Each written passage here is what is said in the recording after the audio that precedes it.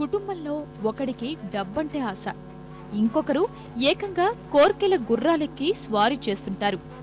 జీవితమంటే సుఖపడటానికే అని భావించేది మరొకరు కాగా, కష్టపడకుండానే అన్నీ కావాలనుకునేది వేరొకరు. ఈ మనస్తత్వాలన్నింటినీ ఒకే పాటలో ఇమిడ్చి సినిమా మొత్తం ఓ థీమ్ సాంగ్గా సాగుతుంది గీతం.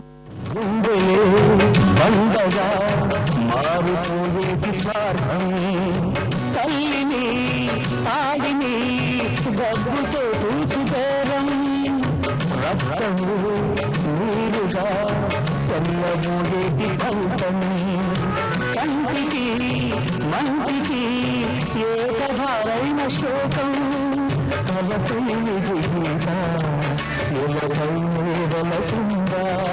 రాజులే బంటుగా మారు ఈ క్రీడలో, జీవులే పావులైపోవు ఈ కేడిలో.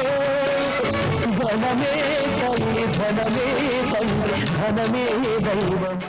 వేటూరికి మాత్రమే సాధ్యమైన పదాలు ఈ పాటలో ఎన్నో ఉన్నాయి. ఏ దైవాలు కాదంటాయి ఎదలోని ప్రేమని, మన్నించేది మనసిచ్చేది మగడే, రెక్కలే రానిదే ఎగరనే లేదు భ్రమరం. ఇలా ఎన్నో జీవిత సత్యాల్ని చక్కగా ఆవిష్కరించి మెప్పించారాయన. ఈ పాటకు చక్రవర్తి అందించిన సంగీతం సైతం అద్భుతమనే చెప్పాలి.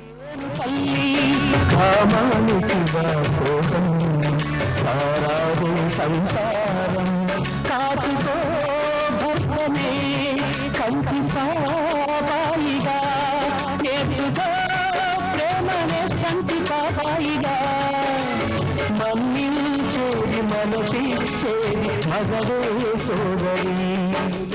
సంసారం ఒక చదరంగం, అనుబంధం ఒక గుణపాఠం. మామూలు సినిమా పాటలు ఓ ఎత్తైతే, సినిమా మొత్తం సాగుతూ ఎన్నో జీవిత సూత్రాల్ని నింపుకున్న ఇలాంటి పాటలు మరో ఎత్తు. సంసారం ఓ చదరంగం అంటారు ఓసారి, అనుబంధం గుణపాఠం అంటారు ఇంకోసారి, మమతా జ్యోతి వెలిగించేది ఈ సంసారమే అంటారు మరోసారి, సంసారం అంటే చీకటిలో రవికిరణం అంటారు వేరోసారి. సంసారం ఒక చదరంగం, చీకటిలో అది రవికిరణం. ప్రళయాలు రేగినా, తిమిరాలు మూగినా, మమతా జ్యోతి వెలిగించేది ఈ సంసారమే.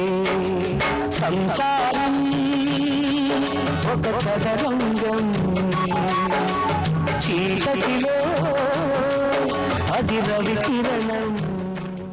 రచయితగా వేటూరి, సంగీత దర్శకుడిగా చక్రవర్తి ఈ పాటకు సగం ప్రాణం పోస్తే, తన గళంతో ఈ గీతానికి చిరాయు ఇచ్చింది మాత్రం గాయకుడు ఎస్పి బాలునే. ఎక్కడికక్కడ సందర్భానికి తగ్గట్టు అద్భుతంగా గానం చేసిన ఆయనకే ఈ పాట ఘనత దక్కుతుంది. సినిమా విడుదలై ఏళ్లు దాటినా నేటికి సమాజంలో ప్రతి వ్యక్తికి ఈ పాట వర్తిస్తుంది. సంసారం ఒక చదరంగం, అనుబంధం ఒక రణరంగం. ప్రాణాలు తీసినా, ఆశలు తీరునా, అదుపులేదు ఆజ్ఞాలేదు మమకారాలను.